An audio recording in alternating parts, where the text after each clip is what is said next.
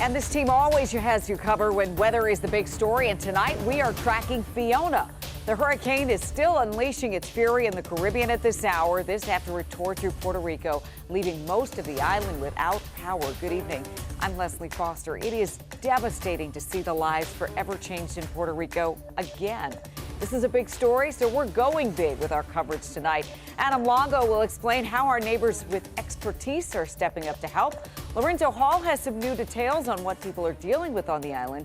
But we start with the chief, Top or Shut. And Top, you just got an update on Fiona's path? Sure did, and the strength. It is almost a Category 3. It'll be the first Category 3 storm of the season. Winds are 110, clearly defined eye right there, pushing off to the north and the west, headed through the Turks and Caicos, and that's going to be the biggest problem. All the warnings have been discontinued around Puerto Rico, and for the most part, we just have a little bit of a warning on the east side of the DR, but for the most part, it is now in the Turks and Caicos in terms of severe thunderstorms and also tropical storm warnings. Now, this is the our spaghetti plot, and look how close the models are together, even past Bermuda. They spread out a little bit, but by that time it's Saturday, it's Friday and Saturday. But the problem with this is it's going to take the storm to the west of Bermuda, and again, increase it as a Category 3 shortly, possibly a Category 4 by Wednesday morning, winds 140, and then possibly, this is brand new, a Category 4 now as it passes west of Bermuda in the pre-dawn hours of Friday, and even as it runs into St. John's and Newfoundland, could be still a Category 1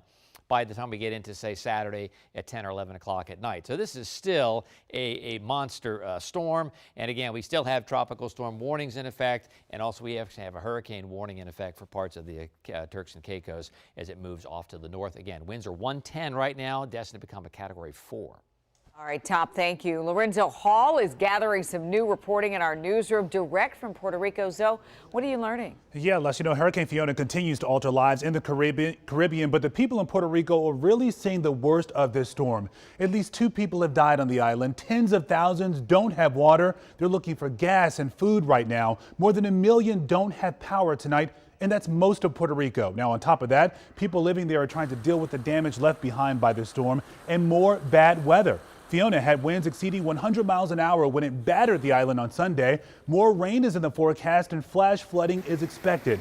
Now, earlier, the National Weather Service sent out a tweet warning residents to move to higher ground immediately. The governor calling it catastrophic and says in some cases they're seeing unprecedented amounts of water, more than they did during Hurricane Maria back in 2017 when that power grid was decimated. Now, officials say this time around, though, it will be days before most of the island's power is restored. And FEMA also has hundreds of boots on the ground right now helping the many people in need. Les? All right, so let's hope they get that help Yeah. and soon.